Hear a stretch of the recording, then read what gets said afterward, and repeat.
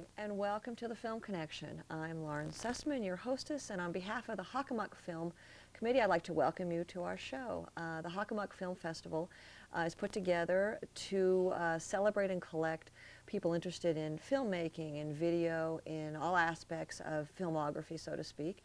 And we do this through several different means.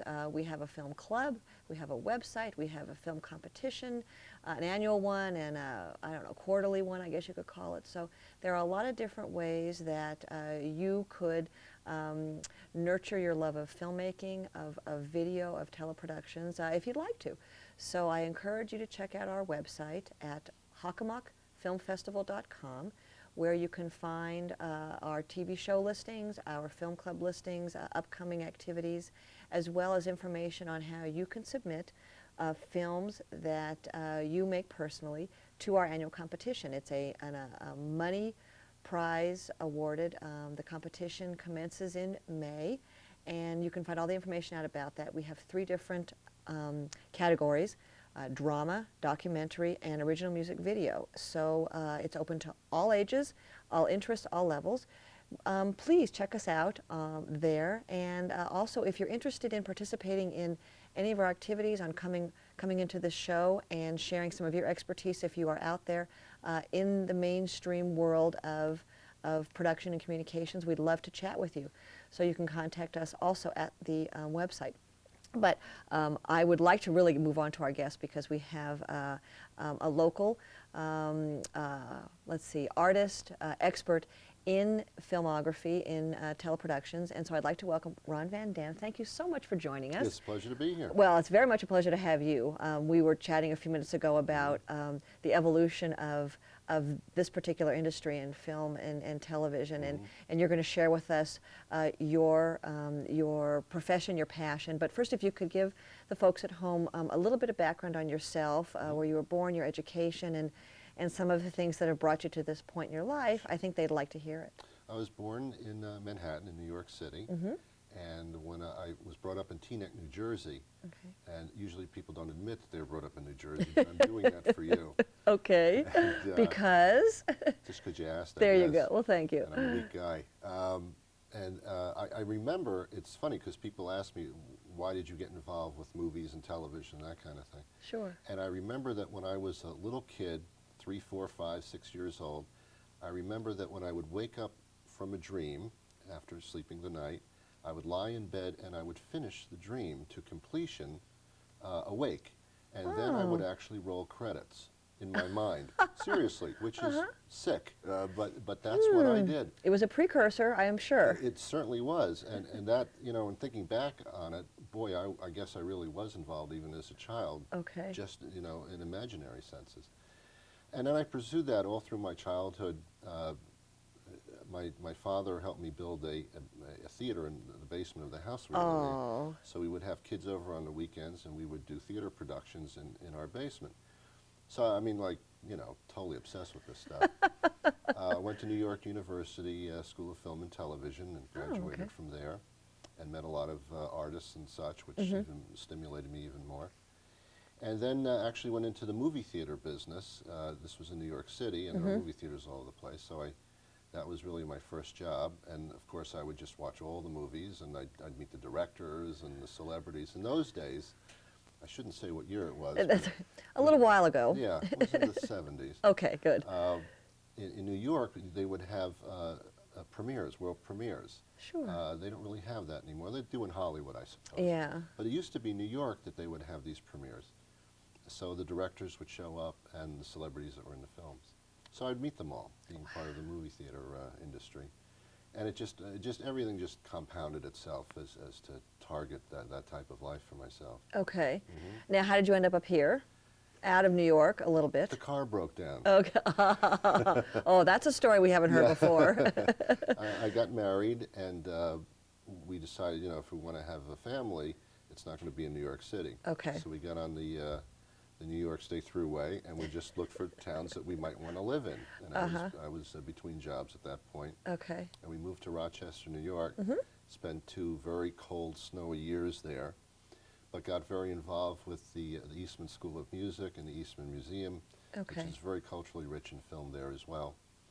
And then came to Massachusetts and started my own company in video production. As soon as video actually came, there was no video back when I started this thing. So how did you think that this was going to be something that people were going to actually, this was going to be your livelihood?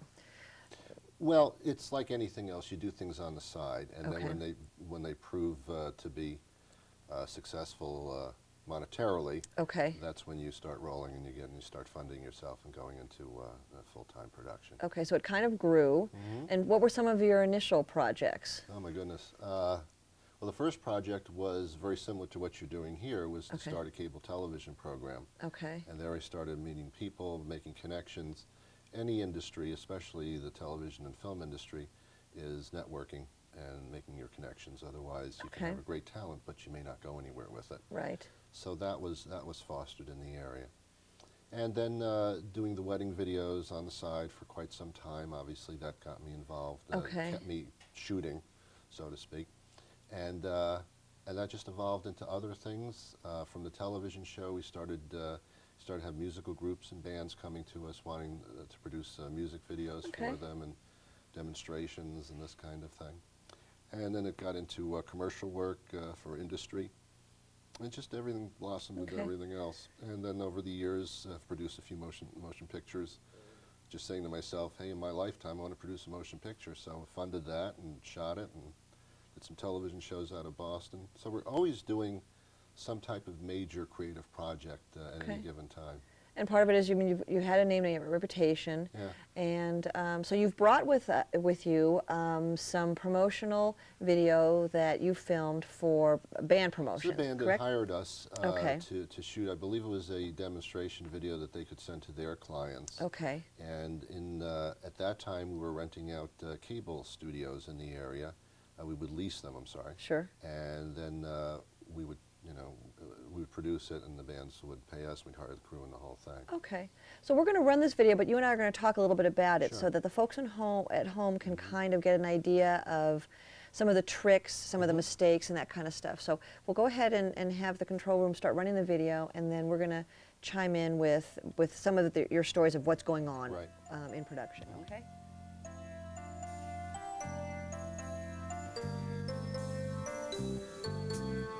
Unforgettable. You know what the songs are, because there are rehearsals involved. So we map out the shots. We have 4 camera people at any given shoot. And we know exactly what the lyrics are and when there are breaks in the song and verses and such. So you have 4 cameras, and basically, for this case, you have a camera on the woman, a camera on the keyboardist, and then you're all shooting at the same time.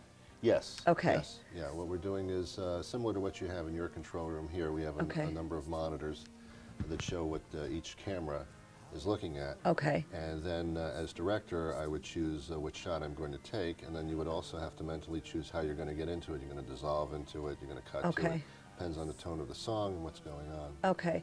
And is this kind of something you start to get a sense or a feel for? It's like anything else. It's like riding a bicycle. You would literally fall off on 2 wheels if you leaned in either direction. You start to get a feel for it, when your car is on the road, that kind of thing. It's just a matter of doing things a lot. So now we're watching some of these cameras, and now they're kind of making more close-ups and then panning out. So the cameras really can't just be a camera that's left and you have to have 4 people working at the camera. Well, especially with the band, because there's different things happening at different times. So one shot cannot stay on a particular shot through the entire shoot. So those camera people are wearing headsets, and I'm constantly telling them what shots to take. And it's a great mental exercise, because you have to foresee what's going to come up in the next few words, next verse, and you have to get your camera that you want the shot from over to that shot while you're still directing what's actually going on the screen. So you're thinking in basically 3-4 different paths at the same time. And my guess is that this is the ability to juggle has come over many years of experience. I cannot juggle. To juggle your thoughts. Oh, my thoughts. There you go. To juggle your thoughts, because you must have made a few slip-ups and had once in a while a lot of footage on the cutting room floor that just didn't work for some reason or another. I have no idea what you're talking about. You mean you've been perfect at this all along? Absolutely. Well, actually, what you're seeing here Are we still singing? Yes. Usually before the final product is rendered, we've done the same song about 10 times. Okay. So yes, in that sense. Got it. Case in course, you know, in this case, a drum falls over, or, you know, we have a costume malfunction, any of those kinds of things might happen. Well, I never believed in editing live band shoots because I think it takes away from the live feel. Sure. So if we had made any type of small mistake, we would just go over and start it again, which is a very tedious way to do it, and it, you know, when you're paying people, it gets kind of lengthy. Sure. But that's the way I believe in shooting live band shots. Otherwise, it's too music video-y. Okay. Which is not a real word, by the way. Just made that up. I was going to say, we coined it right here for the first time. Yeah, I can't even say it. But that's just the way that I do it. It has more of, you've got to have the feel of live in order to make it look like it. Got it. And we could have edited, but I don't do that. Now, is there a difference in how you would arrange sound for music as opposed to a spoken word, as opposed to interior and exterior? Can you give us some clues on some of how that is done? Well, for band shoots, we would have to hire a sound engineer specifically in order to get all the sounds perfectly. Okay. And the band usually also hires their own sound engineer, so you got 2 of them. Okay. So you make sure that the sound is absolutely perfect. You can hear every pluck of a guitar string, every beat of the drum. Okay. And one doesn't overpower the other. When solos come up, sometimes that has to come up a little bit in volume. So you need engineers to do that. So that's very, very involved. Okay. Something similar to what we're doing here, an interview type of situation, is very simple. You can almost just set the levels and leave it alone unless I start shouting real loud. Okay. And I don't think, do you have anybody on audio right now? We just set it the level and they leave it, right. So if I did this, you'd be in a lot of trouble. Right, exactly. But you don't expect that I would do something. No. And that's what happens when you do exactly. Yeah. So, you know, a lot of our audience hopefully gets inspired by watching our shows and tries to put together their own you know, plans to make videos, to get involved possibly in the industry, maybe apply for a job with you in some time in the future. So they're sitting here saying, okay, what we're seeing in your footage is mics on stands, as opposed to when we see Madonna do her concert, she's got the little thing attached to her head, or you have the boom mics that come down. So differences for the amateur video person figuring out their sound. Any hints? It depends on what they're doing. Okay. I mean, all the applications would be specific to achieve something. Okay. In the case of what you saw or are seeing was, I believe, back in 1993 or 1992. Okay. Which, if my math is correct, it's almost 15 years ago. A little bit. Yeah. So technology was a little bit different back then anyway. But that's when bands liked the microphone feel. It was more of a professional look to have this bulb in front of your mouth. Sure. Nowadays, you're right, that would be a different situation. Okay. And when we have somebody at home or somebody who's looking to submit something for a competition, they have their mic on their little digital camera. Right. Sometimes they'll have the mics that people will carry in, because if you're going far away, you have a landscape shop or whatever. So people have to be cognizant, because sound is as key, if not more vital, to the enjoyment of the audience than anything. Because if you hear, there are little tricks and very inexpensive items that you can buy in order to enhance even home video. Okay. To make that look good. Most of the microphones on the video cameras these days are very, very good. A lot better than they were. The sound has been brought up to quite an extraordinary level. If we are talking face to face like this, you could pretty much get away with just using the microphone on the camera and get a very good sound. If there's room noise or a window open, you're going to hear exterior white noise. And that gets picked up? Yeah, so you want to close the windows, you want to soundproof as much as possible. Okay. If that's not the case, or you're outside, for usually about $100, $150, which is not a lot today, right. You can pick up what's called a shotgun microphone. And even the inexpensive ones, depending on the range of where you're picking the voice up from, usually within 20 feet. If that is pointed directly at you, it's a very directional microphone. Okay. It'll pick you up very clearly, and it'll almost lock out the exterior noise. Oh. And that's a very inexpensive item to pick up for your camera. Okay. That kind of, those are the kinds of things that even when you're watching a home video and you hear everybody else and you can hear the phone ring in the background and that kind of stuff. Sometimes you want that, sometimes you don't. Again, everything depends on application. Okay. But you know, if you're going to spend $300, $400, $500, $600, $700 on a video camera, you can pick up a $100 microphone. Right. Now, when you're pulling together the audio elements, the visual elements, you, I'm sure, have this extremely impressive and complicated studio editing system, and the home video person now has stuff that they can use. Right. Some hints or things that you've learned in terms of guiding people in terms of editing and what to look for, how to cover yourself. Well, biggest mistake that people make when they get these computer editing systems, which are very available now software-wise, they go crazy with transitions, and that would be you shoot a scene, then you shoot the next scene, and the transition between the two, rather than just cutting from one scene to the next, these software programs give you the ability to either dissolve into it, to spin into it, whatever the case may be. And the first thing that somebody does is they sit there with their mouths open going, wow, this is awesome. This is so cool. And they use it for every single transition. And I always say, sit down and watch a television show. Right. And see if they have pictures spinning in and spinning out all the time, or if they're, you know, what type of transitions do they use from scene to scene. And you'll see it's fairly simple. Right. A dissolve is maybe as far as you should even go. Otherwise, cuts are fine as well. So it's not so much the transitions, it's where you choose to end your scene and begin your scene. I think if you want a complete break in you know, flow, storyline, whatever, then of course something like the TV show Home Improvement, when they used to have the crazy video graphics, and it was definitely a scene change, a time change or whatever. Right. But if you did something goofy like that, filming the movie Titanic, it would be so totally, you know, off kilter, it wouldn't make any sense. In my estimation, would have improved the film. Oh, we don't discuss those kinds of things here. That's okay. But that's good for people at home to, because it is fun. The titles and scrolling things back and forth, and even sound effects you can put on now. But I'll go as far as to say, even with Home Improvement, that obviously was technology that had just come around that generation as well.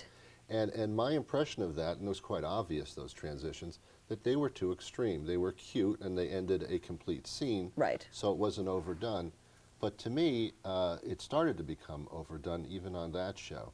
And I could almost picture an editor sitting there at ABC saying, well, look at this, man. We can just make this thing fall, and then we can have it crumble. You know, so I mean. It is, like you're right, too much of one thing, and sometimes it's like you said, it's better to step back or to actually pay attention to a body of work that you've enjoyed seeing in the past, and to be conscious of the changes in seeing the camera angles. I mean, something that works for you, you might want to emulate, you know, when you're putting together something. Absolutely. I mean, and the bottom line is effects really can be overused very, very easily. I remember when MTV started, they used an effect of a shaky camera. And people go to great lengths to keep their camera steady. But MTV figured, no, it'll look real live if we make it look real bad. And I literally would throw up when I'd watch any MTV show because it was like, well, you hold the camera still already. And I think they've pretty much stopped using that method because that's passé now. But these gimmicks and tricks, in other words, can just start to go too far. A little bit, Initially, it could be earth-shattering, and that's so creative. The Blair Witch Project, an example, because it was, though we've all made films like that, nobody ever wanted to, and it did. There was a nauseating factor to watching it, because it induced motion sickness in people. So that's good, you know, and. You know, from in your line of work, there's obviously a lot more professionalism involved, and in studios and sound and all that kind of stuff. You know, for people who are interested in hiring a company to do film their band, film their wedding, film, maybe they have a public service announcement, whatever, some guidance as to what people should look for in production companies. Well, always look at their work.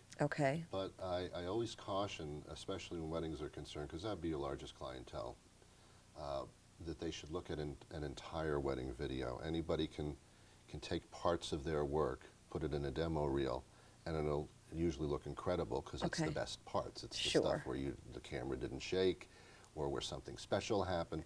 And many people would get the impression it's a smoke and mirrors thing that, wow, all their work must be this great. So I always say, look at an entire video, and if they don't want to show you one, then move on. maybe something's wrong. Right. Yeah. That's an excellent point, though, because we could all put on our Sunday best, Sure. but the rest of our closet looks like the hurricane came. So You've been to my house. that's it. No, but I can imagine what your office looks like. So now you alluded to film projects that you've had and TV projects that you've had. Yeah. Any great stories, fond memories you have of any of those kinds of things? Because our audience loves to hear, the behind-the-scenes kinds of activities. Yes and no. Oh, okay. What can you say on public TV? Nothing extraordinary of, Yes. any sort. We produced a motion picture about 4 years ago. Okay. And that was a lot of fun for me. It was just a wonderful thing. And was it But filmed in Boston or I was Massachusetts just Film filmed in this Commission? area. Okay. It was filmed in this area, and I funded the whole thing myself. I'd Okay. saved up for it, and I just wanted to do an entire motion picture. So we went through casting, and we hired crew, and I thought, when I did this, I thought, well, this will take about 4 weeks, and we'll be done. I'll sit Right. down and edit it, and it'll be Here's my fine. plan. And Yeah.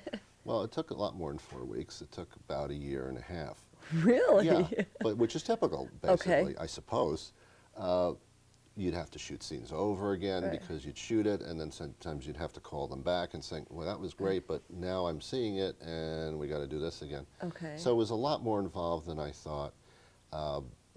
You're right, audio is very specific to everything, and that it took usually an hour or two to set up just the audio itself. Wow. The shots, every shot had to be set up specifically, every shot had to be lit differently. It's not like television where you have a set and you walk around. For motion picture, every single shot is specifically lit. Right. You shoot totally out of sequence, so you have to have script people to keep your continuity straight. Oh. It was an incredible lesson. It came out great. Okay. And of course, when I say it came out great, this was after about 3 or 4 versions of it. All right. But this is all very typical, and I enjoyed every second of it, even though it was a lot longer and a lot more involved than I had ever anticipated. It was one of the best educational experiences I could ever have without going to school. See, that's exciting because for people out there to recognize that even to do a 5-minute body work that you're proud of, it does involve hours and hours of shooting, revisions, like you said, the continuity of the script, the costuming, titles, sound, and you might have to go back and do it 2 or 3 or 5 times. We had a character in a restaurant scene and that particular character and his scenes took 2 days to shoot. And when we looked at it, this is comedy, by the way. When we looked at it, it was very, very funny, but we thought it was politically incorrect because of the type of character this person was playing, and I won't go into it. Okay. We ended up dropping the entire scene after a huge amount of money was spent for this particular situation. But I realized through this whole process that's all part and parcel, and that's a good thing. Right. You can't just shoot something and expect that everything is going to be usable, although you walk in feeling that way. Right. But it never ends up that way. But entire scenes are taken out. Sure.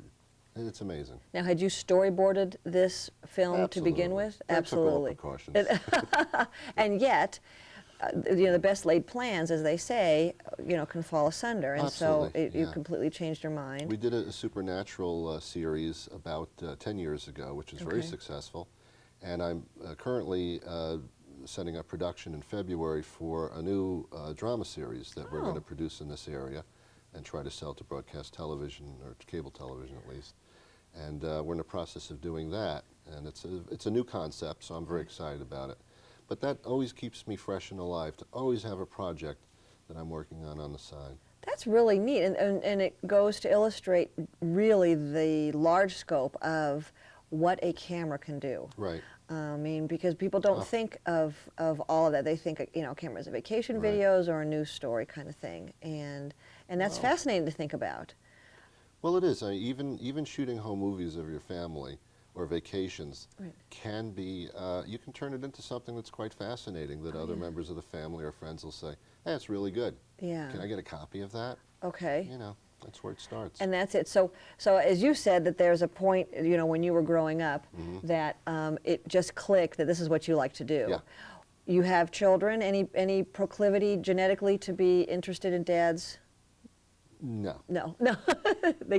They see with the craziness you've gone through all these years. I don't know the reason. They have their own direction. That's okay. Yeah. One thing we didn't touch on, which even though the music was the video show was a music video, is background music and mood and all that kind of stuff. And if we have a few minutes left, but if you could mention your thoughts on usage of that kind of element. Well, it all has to do with tone. That's just something that, try a lot of different things is the best way to answer that. Try different types of music. When something is right and it fits or the tone is right, you get excited about it. Okay. If you're not excited about it, then you're settling for something. Okay. But try a lot of things.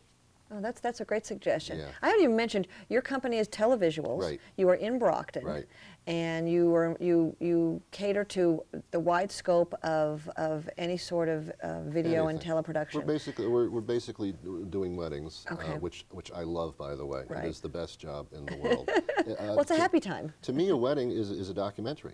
Oh, definitely. And so I tape documentaries is what Yeah. I don't do wedding videos, I tape documentaries. That's a great way of looking Yeah. at it.